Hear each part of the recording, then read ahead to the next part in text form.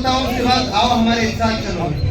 हम वक्त बचाने निकले हैं, आओ हमारे साथ चलो। दस्तूर बचाने निकले हैं, आओ हमारे साथ चलो। मुल्क बचाने निकले हैं, आओ हमारे साथ चलो। मस्जिदें बचाने निकले हैं, आओ हमारे साथ चलो। इंसान बचाने निकले हैं, आओ हमारे साथ चलो। विरासत बचाने निकले हैं, आओ हमारे साथ चलो। पहचान बचाने निकले हैं, आओ हमारे साथ चलो। रोजगार बचाने निकले हैं। आओ हमारे साथ चलो। हम तंग है सीना दोस्ती से, आओ हमारे साथ चलो। हम तंग है सीना दोस्ती से, आओ हमारे साथ चलो। सरकार की गुंडागर्दी से, आओ हमारे साथ चलो। तो दूर खड़े हो पास चलो। आओ हमारे साथ चलो। संविधान बचाने निकले हैं, संविधान बचाने निकले हैं, आओ हमारे साथ चलो। हम वक्त बचाने निकले हैं, आओ हमारे साथ चलो। हम देश बचाने निकले हैं, आओ हमारे साथ चलो। हम वक्त बचाने निकले हैं, आओ हमारे साथ चलो। मदरसे बचाने निकले हैं, आओ हमारे साथ चलो। दस्तूर बचाने निकले हैं। आओ हमारे साथ चलो। ಈಗ ನಮ್ಮ ಮಧ್ಯೆ ಇನ್ನೂ ಸುಮಾರು ಜನ ಮಾತಾಡೋರು ಇದ್ದಾರೆ. ನಜ್ಮಾ ನಜೀರ್ ಅವರು ಹತ್ತಿರ ನಜ್ಮಾ ನಜೀರ್ ಎಲ್ಲ ಪ್ರೀತಿಯ ಭಾರತೀಯರಿಗೆ ನಾನು ನಮಸ್ಕಾರಗಳನ್ನ ಸಲಾಮನ್ನ ತಿಳಿಸಲಿಕ್ಕೆ ಇಷ್ಟಪಡ್ತೇನೆ. ಇವತ್ತು ನಾವೆಲ್ಲರೂ ವಕ್ಫ್ ತಿದ್ದುಪಡಿ ಕಾಯ್ದೆ 2025 ರದ್ದುಗೊಳಿಸಿ ಈ ಕಾನೂನು ನಮಗೆ ಬೇಡ ಅಂತ ಹೇಳಲಿಕ್ಕೆ ನಾವಿಷ್ಟು ಜನ ಇಲ್ಲಿ ಸೇರಿದ್ದೀವಿ.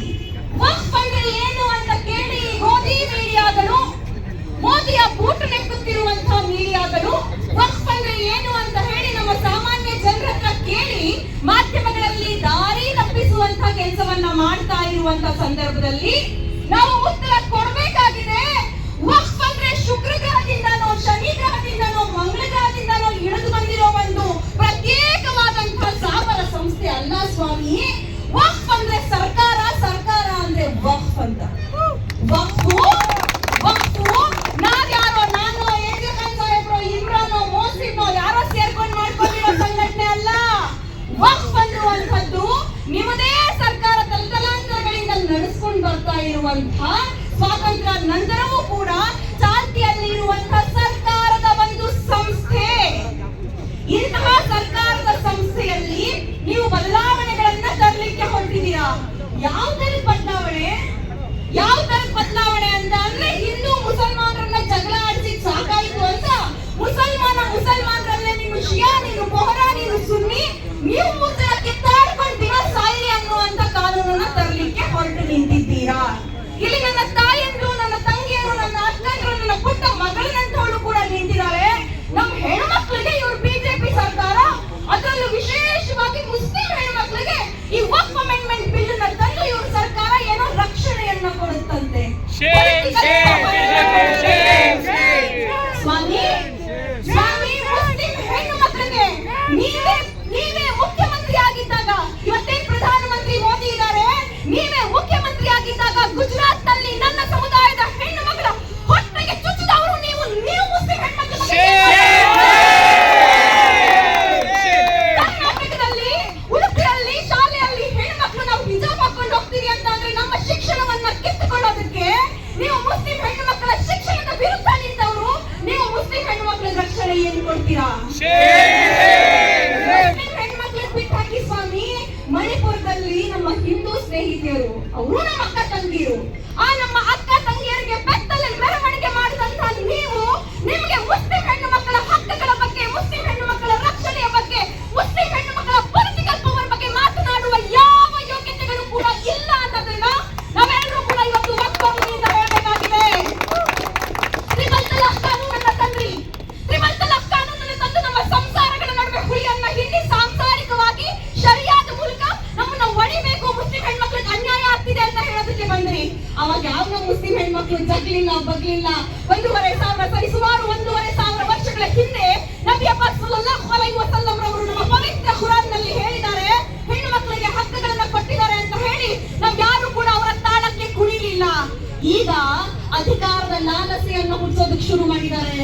ಪಾಪ ಅವ್ರಿಗೆ ಗೊತ್ತಿಲ್ಲ, ಅಲ್ಲಿ ಕೂತಿರೋರು, ಮಾಧ್ಯಮದಲ್ಲಿ ಮಾತಾಡೋರು, ವಕ್ತಾರರು ಎಲ್ಲರಿಗೂ ಕೂಡ ಅಜ್ಞಾನದ ಅಂಧಕಾರ ತುಂಬಿ ತುಳುಕ್ತಾ ಇದೆ.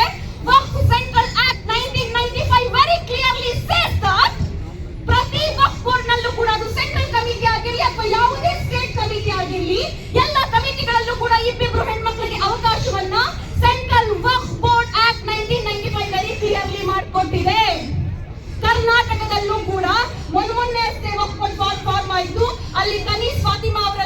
IPS ಅಧಿಕಾರಿ ಆಗಿರುವಂತಹ ಸಾರಾ ಫಾತಿಮಾ ಇಬ್ರು ಮಹಿಳೆಯರನ್ನ ನಾಮಿನೇಟ್ ಮಾಡಿದ್ದಾರೆ. ನೀವೇನ್ ಬಂದು ಉದ್ಧಾರ ಮಾಡ್ತೀರಾ ಸ್ವಾಮಿ ಮುಸ್ಲಿಂ ಹೆಣ್ಮಕ್ಳನ್ನ? ನಿಮಗೆ ಇವತ್ತು ಮುಸಲ್ಮಾನರು ಎಂಬವರ್ ಆಗುವ ಅವಶ್ಯಕತೆ ಇಲ್ಲ. ಇನ್ನೊಂದು ಹೊಸ ತರಹದ ಪಿತೂರಿಯನ್ನ ಹುಟ್ಟಾಕ್ತಿದ್ದೀರಾ. 2006ರಲ್ಲಿ ನಿಮ್ಮ ವಕ್ಫ್ ಬೋರ್ಡ್ ನ ಪ್ರಾಪರ್ಟಿಯ ಸರ್ವೆ ಆಯಿತು. ಅವತ್ತು 60 ಲಕ್ಷ ಎಕರೆ ಇದ್ದಿದ್ದು ಇವತ್ತಾಕೆ 130 ಲಕ್ಷ ಎಕರೆ ಆಗಿದೆ ಅನ್ನುವಂತ ಪ್ರಶ್ನೆಯನ್ನ ಕೇಳ್ತಾ ಇದ್ದೀರಾ. 2006ರ ನಂತರ ಬಂದಂತ ಎಲ್ಲಾ ಸರ್ಕಾರಗಳು ಕೂಡ ಎನ್ಕ್ರೋಚ್ಮೆಂಟ್ ಅನ್ನ ಮಾಡೋದಕ್ಕೆ ಹೇಳಿದ್ವು. ಬರೀ ಸಿದ್ದರಾಮಯ್ಯ ಸರ್ಕಾರ ಅಲ್ಲ, ಅಥವಾ ಬರೀ ಇನ್ಯಾವುದೋ ಸರ್ಕಾರ ಇರೋದಷ್ಟೇ ಅಲ್ಲ, ಇದೇ ಬೊಮ್ಮಾಯಿ ಸರ್ಕಾರವೂ ಕೂಡ ಎಲ್ಲೆಲ್ಲಿ ವಕ್ಫ್ ಆಸ್ತಿ ಇದೆ ಅದನ್ನ ಸರ್ಕಾರದ ಹೆಸರಿಗೆ ಅಂದ್ರೆ ವಕ್ಫ್ ಬೋರ್ಡ್ ನ ಹೆಸರಿಗೆ ಮಾಡಿ ಅಂತ ಹೇಳಿದ್ರು. ಇವತ್ತು ಯಾಕೆ ನಾವು ವಕ್ಫ್ ಬೋರ್ಡ್ ಆಕ್ಟ್ ಅನ್ನ ಈ ವಕ್ಫ್ ಬಿಲ್ ಅನ್ನ ಅಪೋಸ್ ಮಾಡಬೇಕು ಅಂತ ಹೇಳಿದ್ರೆ, ಇವತ್ತು ವಕ್ಫ್ ಆಸ್ತಿಯನ್ನ ನಾವು ಸಿಂಪಲ್ ಆಗಿ ಅನ್ಕೊಂಡ್ಬಿಡ್ಬೋದು. ಡಿಸಿಗೆ ಅಧಿಕಾರ ಕೊಟ್ಟಿದ್ದಾರೆ ಬಿಡಿ ಮೇಡಮ್, ನಮಗೂ ಅದಕ್ಕೂ ಏನ್ ಸಂಬಂಧ, ಡಿಸಿ ಏನೋ ಮಾಡ್ಕೊಂಡು ಹೋಗ್ತಾರೆ. ಮುಂಚೆ ಕೂಡ ನಮ್ಮ ಟ್ರಿಬ್ಯುನಲ್ ಗಳಲ್ಲಿ ಹಿಂದೂಗಳು ಜಡ್ಜ್ಗಳಾಗೆಲ್ಲ ಇರ್ಲಿಲ್ವಾ ಅಂತ ನಾವುಗಳು ಕೇಳಬಹುದು. ಆದ್ರೆ ಈ ಹಿಂದೆ ವಕ್ಫ್ ನಲ್ಲಿ ತನ್ನದೇ ಆದ ಟ್ರಿಬ್ಯುನಲ್ ಇತ್ತು, ಸರ್ವೆ ಮಾಡೋದಕ್ಕೆ ಎಲ್ಲಾ ತರಹದ ಅಧಿಕಾರ ಇತ್ತು. ಇವತ್ತು ಸರ್ವೆ ಮಾಡುವಂತದ್ದು ಕಂದಾಯ ಇಲಾಖೆ, ಟ್ರಿಬ್ಯುನಲ್ ಅನ್ನ ನಡೆಸುವಂತದ್ದು ಡಿಸಿ. ಇವತ್ತು ಅಧಿಕಾರಿಗಳು ಯಾರ ತಾಳಕ್ಕೆ ಕುಣಿತಾ ಇದ್ದಾರೆ? ಯಾರ ತಾಳಕ್ಕೆ ಕುಣಿತಾ ಇದ್ದಾರೆ ಇವತ್ತು ಅಧಿಕಾರಿಗಳು ಬಿಜೆಪಿಗರ ತಾಳಕ್ಕೆ ಕುಣಿತಾ ಇದ್ದಾರೆ. ಅಂತ ಅಧಿಕಾರಿಗಳಿಂದ ನಾವು ಎಕ್ಸ್ಪೆಕ್ಟ್ ಮಾಡೋದಕ್ಕೆ ಸಾಧ್ಯನಾ? मेरे मुसलमान भाइयों और बहनें याद रखना, आज हमें वक्फ बिल को कंडम नहीं करे कर को बोले तो हम ना गाड़ने कब्रिस्तान नहीं होती। हम ना हमारे हक के वास्ते, हमें लड़ने के वास्ते, आवाज उठाने के वास्ते आवाज चाहते हैं। हम ना नमाज पढ़ने के वास्ते मस्जिद में जगह नहीं रहती। आज ऑलरेडी बहुत सारी जगह पे चल रहा है। हमारे मस्जिदा की जगह या हमारे कब्रिस्तान की जगह या पूरे एनक्रोचमेंट करने को जा रही। इसके साथ साथ ये एक्ट भी आगा कर को बोले तो हमारे सारा हक छीन लेती। हमें याद रखना, इसके अंदर स्टेट के पवर्स ಇದರಲ್ಲಿ ವಿಶೇಷವಾಗಿ ಕನ್ನಡಿಗರು ಇವತ್ತು ನಾವು ಕರ್ನಾಟಕದ ಬಾವುಟವನ್ನ ಹಿಡಿಕೊಂಡಿದ್ದೀವಿ ಪ್ರೊಟೆಸ್ಟ್ ಅಲ್ಲಿ. ಇದರ ಸ್ಪಷ್ಟ ಸಂದೇಶ ಏನು ಅಂತ ಅಂದ್ರೆ, ಈ ವಕ್ಫ್ ಅಮೆಂಡ್ಮೆಂಟ್ ಬಿಲ್ ಏನಿದೆ ಇದು ಒಕ್ಕೂಟ ವ್ಯವಸ್ಥೆಯ ವಿರುದ್ಧವಾಗಿದೆ. ನೆನಪಿರಲಿ, ಈ ವಕ್ಫ್ ಅಮೆಂಡ್ಮೆಂಟ್ ಬಿಲ್ ಅನ್ನ ತರೋದಕ್ಕೆ ಒಕ್ಕೂಟ ಸರ್ಕಾರಕ್ಕೆ, ಕೇಂದ್ರ ಸರ್ಕಾರಕ್ಕೆ ಯಾವುದೇ ಹಕ್ಕಿಲ್ಲ. ಯಾಕಂದ್ರೆ ಈ ಕಾನೂನು ಅಥವಾ ವಕ್ಫ್ ಬೋರ್ಡ್ ಅನ್ನ ಕಂಟ್ರೋಲ್ ಮಾಡಬೇಕಾಗಿರೋದು ಸ್ಟೇಟ್ ಮತ್ತು ಸೆಂಟ್ರಲ್ ಎರಡೂ ಕೂಡ. ಇದರ ಕಾನೂನನ್ನ ರೂಪಿಸಬೇಕಾಗಿರೋದು ಸ್ಟೇಟ್ ಮತ್ತು ಸೆಂಟ್ರಲ್ ಎರಡೂ ಕೂಡ. ಇವೆಲ್ಲ ಕಾನೂನಾತ್ಮಕ ತೊಡಕುಗಳನ್ನ ಇಟ್ಕೊಂಡು ಈ ವಕ್ಫ್ ಅಮೆಂಡ್ಮೆಂಟ್ ಬಿಲ್ ಅನ್ನ ಇವರು ಜಾರಿ ಮಾಡಿರೋದು ಒಂದೇ ಒಂದು ಕಾರಣಕ್ಕೆ, ನಾವು ಮುಸಲ್ಮಾನರು ಪ್ರತಿದಿನ ಚಿತ್ರಹಿಂಸೆಯಲ್ಲಿ ಸಾಯ್ಬೇಕು ಅಂತ ಹೇಳಿ. ಕೊನೆಯದಾಗಿ ನಾನು ಮಾರ್ಟಿನ್ ನಿಮೋಲೆರ್ ಹೇಳಿದಂತ ಒಂದು ಪದ್ಯವನ್ನ ಇಲ್ಲಿ ಹೇಳಲಿಕ್ಕೆ ಇಷ್ಟಪಡ್ತೇನೆ. ಜೊತೆಗೆ ಇಲ್ಲಿ ನಮ್ಗೆ ಸಾಕಷ್ಟು ಜನ ಸ್ನೇಹಿತರು, ಕೇವಲ ಮುಸಲ್ಮಾನರು ಮಾತ್ರ ಅಲ್ಲ ಅಥವಾ ಮುಸಲ್ಮಾನ ಸಂಘಟನೆಗಳು ಮಾತ್ರ ಅಲ್ಲ, ದಲಿತ ಸಂಘಟನೆಯನ್ನೆಲ್ಲ ಸ್ನೇಹಿತರು ಕೂಡ ಆಗಮಿಸಿದ್ದಾರೆ. ನಿಮ್ಗೆಲ್ಲ ನಾನು ಶಿರವಾಗಿ ಧನ್ಯವಾದಗಳನ್ನು ಹೇಳ್ತೀನಿ.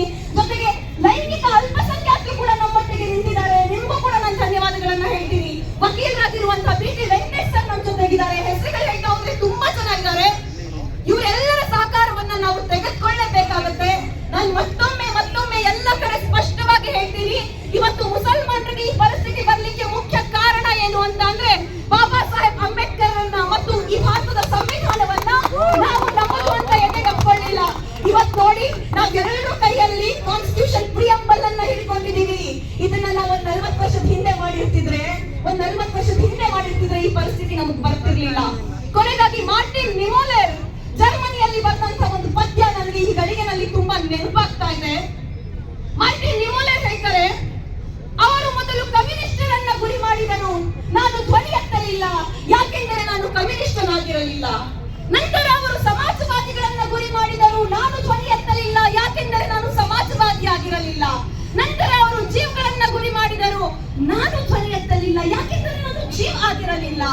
ನಂತರ ಅವರು ನನ್ನನ್ನೇ ಗುರಿ ಮಾಡಿದರು, ಆದರೆ ನನ್ನ ಪರವಾಗಿ ಧ್ವನಿ ಎತ್ತಲು ಯಾರೂ ಇರಲಿಲ್ಲ ಅಂತ. ಇದನ್ನ ಇವತ್ತು ಈ ದೇಶದಲ್ಲಿ ಇರುವಂತಹ ಒಬಿಸಿ ಸಮುದಾಯಗಳು, ಕ್ರೈಸ್ತ ಸಮುದಾಯಗಳು, ಶೂದ್ರ ಸಮುದಾಯಗಳು, 2% ಬ್ರಾಹ್ಮಣರನ್ನ ಹೊರತುಪಡಿಸಿ ಎಲ್ಲಾ ಸಮುದಾಯಗಳು ಅರ್ಥ ಮಾಡ್ಕೊಳ್ಬೇಕಾಗಿದೆ. ಇವತ್ತು ಮುಸಲ್ಮಾನರಿಗೆ ದಾಳವನ್ನ ಉರುಳಿಸಿದ್ದಾರೆ, ನಾಳೆ ನಿಮ್ಮೆಲ್ಲರ ಆಸ್ತಿಗಳಿಗೂ ಕೂಡ, ನಿಮ್ಮೆಲ್ಲರ ಹಕ್ಕುಗಳಿಗೂ ಕೂಡ ಪಿತೂರಿಯನ್ನ ತರ್ತಾರೆ. ಜೊತೆಗೆ ನಾವೆಲ್ಲ ಮುಸಲ್ಮಾನ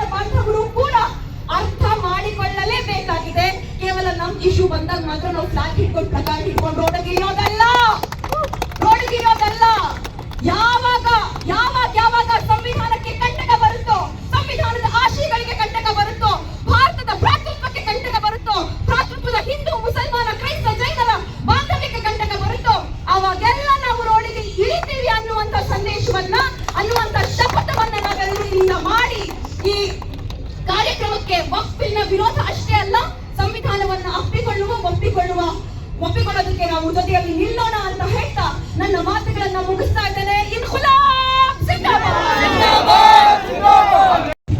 ಸಂವಿಧಾನ ಕಾಪಾಡೋಣ, ಸಂವಿಧಾನ ಕಾಪಾಡೋಣ. बोल शांति हल्ला बोल, काले कानून पे हल्ला बोल. दोस्तों माफ करिएगा, हम खड़े होने में यूनिटी नहीं दिखा पा रहे। सोचिए, काले कानून से लड़ने में क्या यूनिटी दिखाएंगे? हम डिसिप्लिन से खड़े नहीं हो पा रहे हैं। दोस्तों माफ करिएगा, पर गुजारिश है पीछे आइए, डिसिप्लिन दिखाइए, यूनिटी दिखाइए। लड़ाई लंबी है, प्लीज पीछे आइए। दोस्तों जो रोड है उसको देखने दीजिए, थोड़ा पीछे आइए। इस तरफ से भी प्लीज पीछे जाइए, थोड़ा स्पीकर्स की बात सारे लोग सुन पाएंगे। प्लीज थोड़ा पीछे आइए, यूनिटी का मुजाहिरा करिए, थोड़ा पीछे आइए। जज़ाकल्लाह।